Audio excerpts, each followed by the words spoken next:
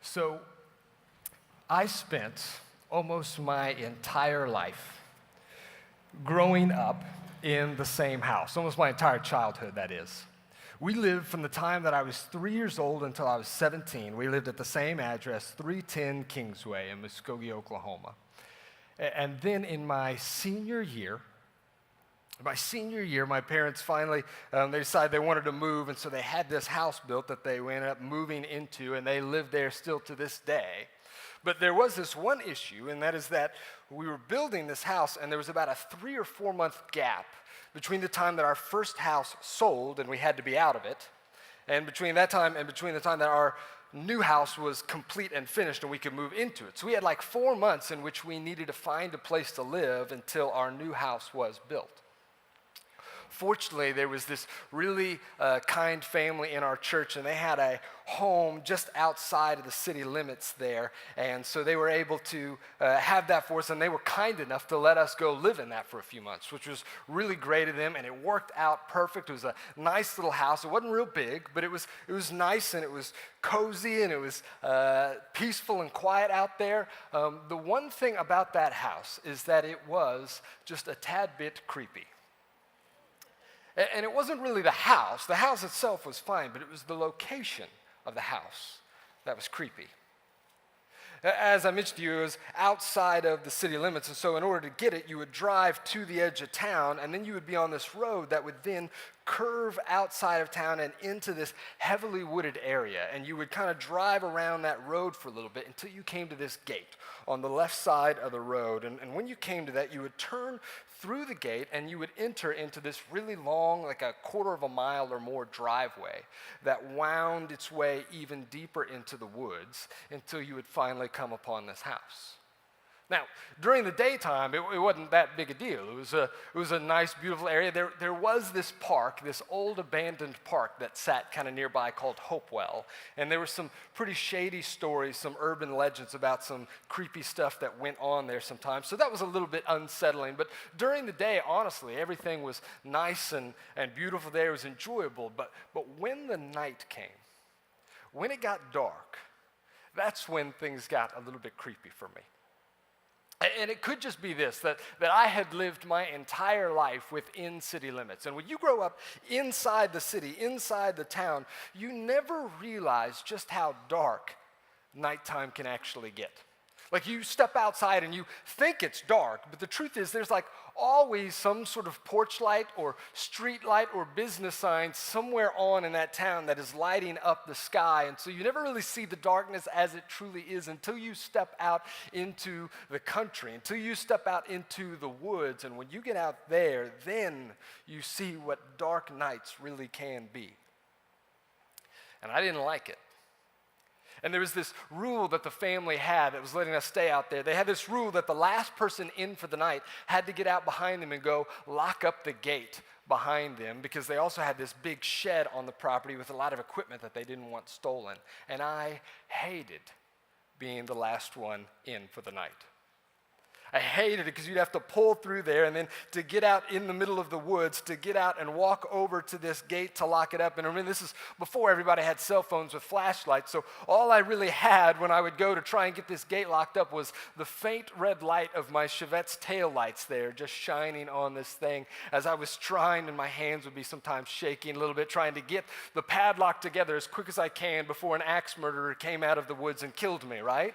And so I was so nervous about that. And I remember anytime I knew that I was going to be the last one home for the night and I knew that I was going to have to lock up, I would try to find on the radio like the cheesiest, most like bubbly pop song that I could find and just blare anything by like Britney Spears or NSYNC or Backstreet Boys, and I would play that song as loud as I could while I was going out to get this thing like locked up, because I figure, you know, like in horror movies, nobody ever gets axe murdered to a Backstreet Boys song, right? And so like I figured as long as the Backstreet Boys are playing I Want It That Way, I'm probably safe. And so I would play that as loud as I can while I try to lock those up to try and not be so afraid. And there was this game that my brothers and I started to kind of play out there. It wasn't much of a game, just kind of this little thing we made up where we would drive out midway down that driveway on particularly dark nights, like on nights when the moon wasn't out. and the clouds were covering up all the stars, and it would be really dark, and we would go out midway down that driveway in the middle of the woods, and we would turn off all the lights in the car and turn off the headlights, and we would just sit there in the darkness and in the silence to see how long we could do it before somebody kind of freaked out and said, okay, turn them on, turn them on. And it really, when you did that, it would get so dark that, as they say, you couldn't see your own hand in front of your face.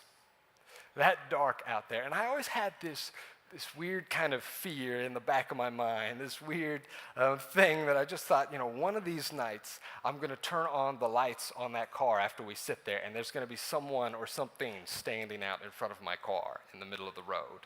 Freaked me out. And then one night it happened. Our cousins had come in to visit us, and we were going out. We were going to take them into town to go watch a movie, and it was one of those nights that was super dark. The moon wasn't out, the stars weren't out, and so we drive out on to the driveway there, and in the middle of it, we go, hey, you guys want to see something? And we stop the car, and we kill the lights, and we just sit there in the darkness. And then after a few moments, one of the cousins were like, okay, that's enough, turn it on, and we turn it on, and there's nothing there at first.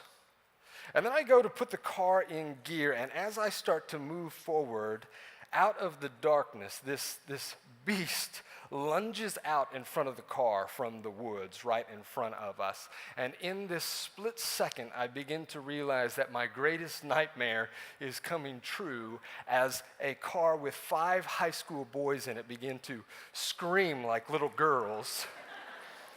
Before we realized that this beast lunging from the darkness was actually a baby deer scampering through the woods,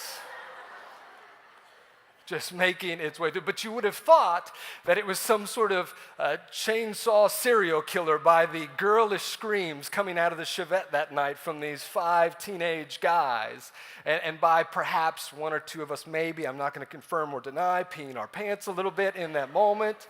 What I can confirm is that I do not ever remember playing that game again after that night.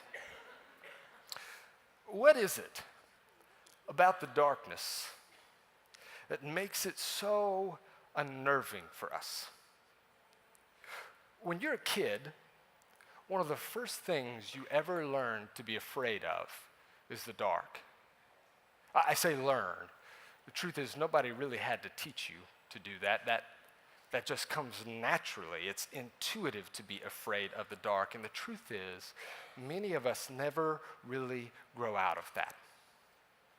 You can take a stroll through the woods on a beautiful, bright summer day, and it's peaceful, and it's serene, and it's relaxing, and you look around and enjoy the nature all around you. But you walk through those same woods at night, many of us, if you were to walk through them at midnight, all of a sudden you begin to hear noises behind every tree, and you find your heart rate going up a little bit, especially if you don't know the area, and you find yourself looking behind you. And the only difference between those two things is the darkness. So why is it that the darkness tends to unsettle us? What is it that makes us so afraid of the dark? If I could tell you what I think it is, I think there may be 2 answers. The first and most simple is this, that we don't know what's there in the darkness.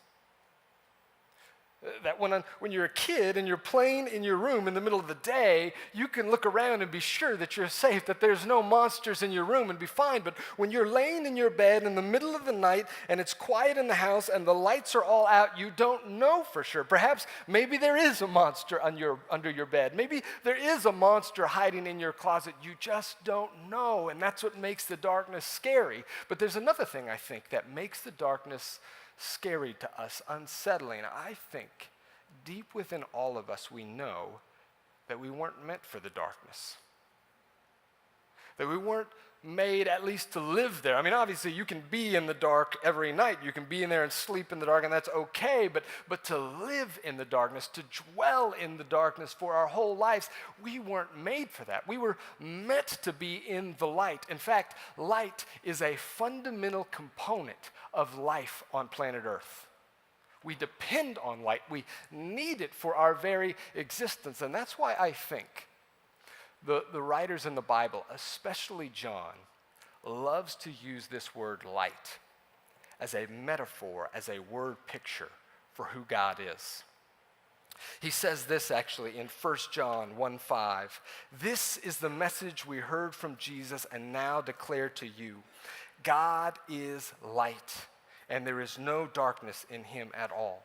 Now, when John says that, he's not saying that God is literally like light beams or light particles. And no, what he's trying to do is he's trying to sum up in one word that everything good and everything that we want and need, everything beautiful in life and joy and hope and truth and purpose and purity, all of those things, John says, are found in God. Everything that sustains the human soul, we find it in him.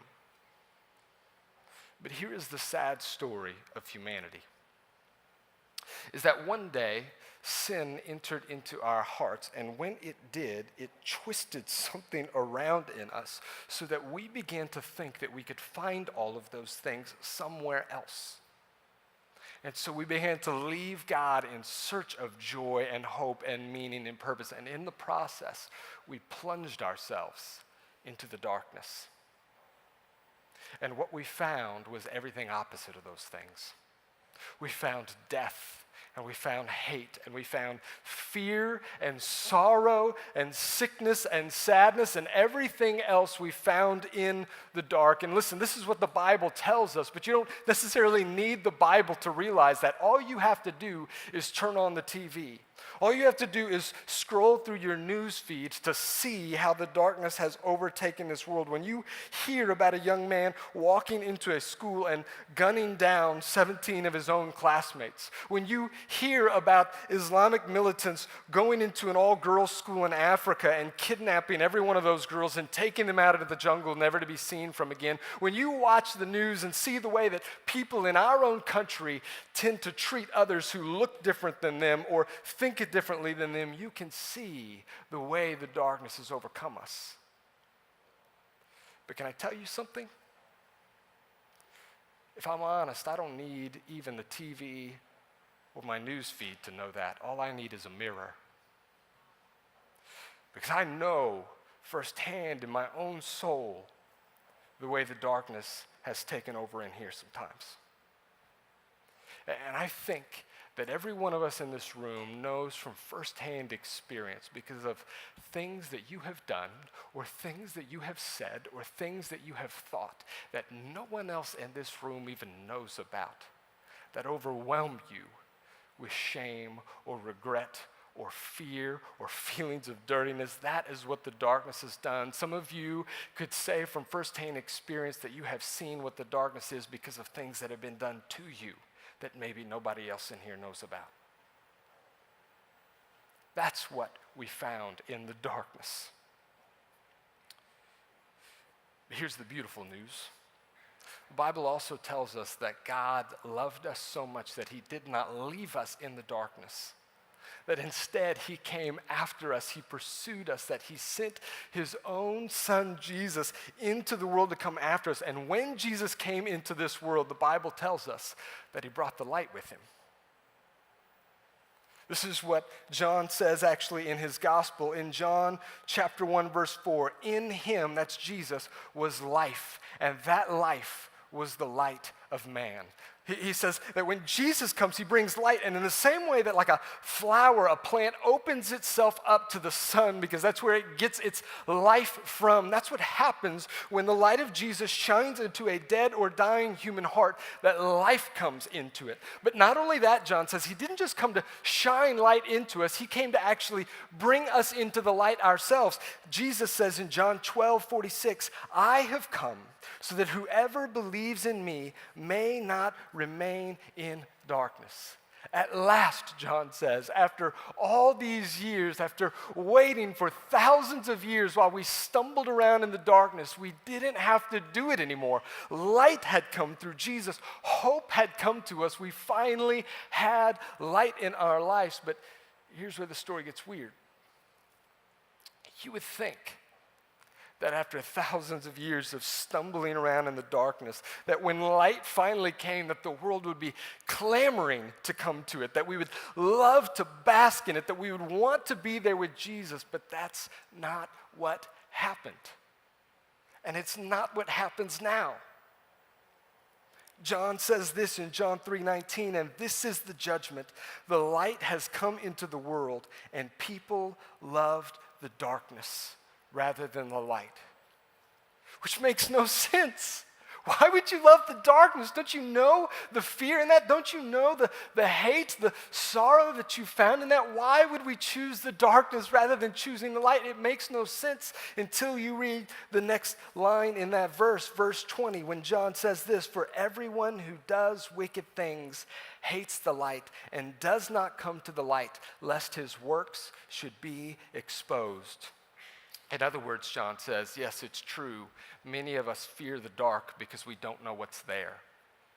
But at the same time, many of us fear the light even more because we know exactly what's there. Because when I step into the light, I know that the darkness within my own heart, within my own life is going to be exposed. That I know I will be seen for who I am, and I don't know if I want that. That I know that being in the light, Jesus is going to call me into being something different, that it has the potential to very well turn my world upside down, and as much as I might not like the dark, at least it's comfortable over here. And I don't want to go back to those things. And so John says that when Jesus came, it ended up dividing the world into two different kinds of people, into two different categories. There are those who see Jesus as he is, as the promised Messiah, as the Son of God who comes and brings eternal life, and they place their trust in him, and those people live and walk in the light.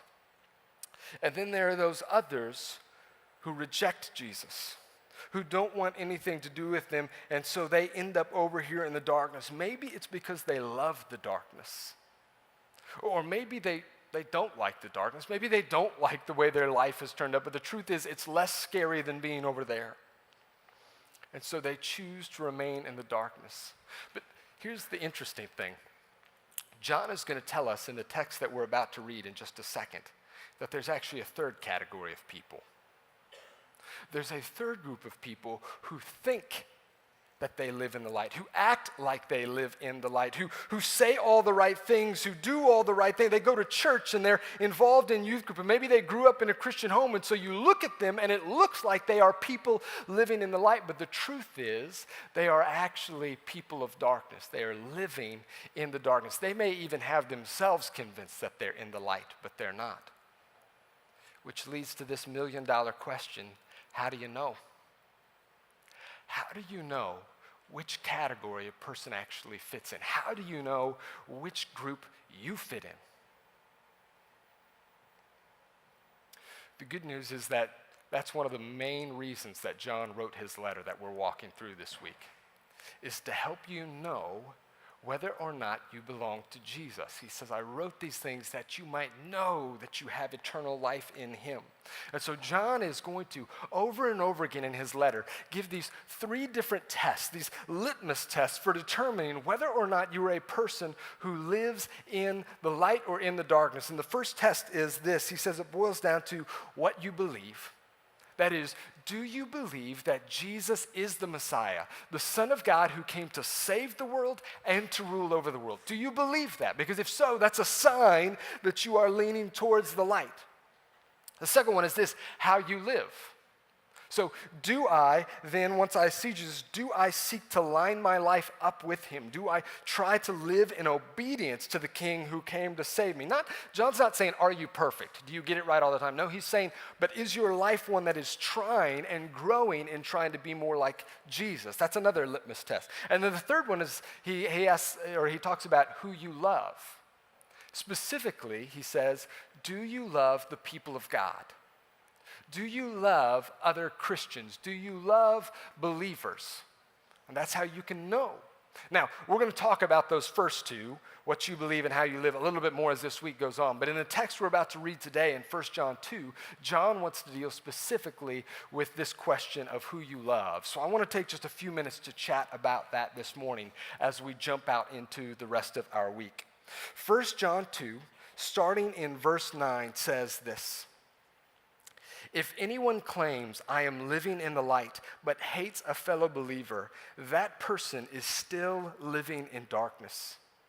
Anyone who loves a fellow believer is living in the light and does not cause others to stumble. But anyone who hates a fellow believer is still living and walking in darkness. Such a person does not know the way to go, having been blinded by the darkness. Have you ever heard anyone say this phrase before? Have you ever heard someone say this or something like it? You know, I love God. And I believe in God, and I want to follow God. I pray. I consider myself a spiritual person. I just don't like Christians very much. Or, you know, like I love Jesus. Jesus was a great man. Jesus is the Son of God. I love him. I'm a Christian. I just can't stand the church. It's just full of hypocrites and judgmental people. It's full of people who have hurt me, who have wronged me. So yes, I love Jesus. I just don't like the church very much. Maybe you've even said something like that. Well, here's where it gets a little bit awkward.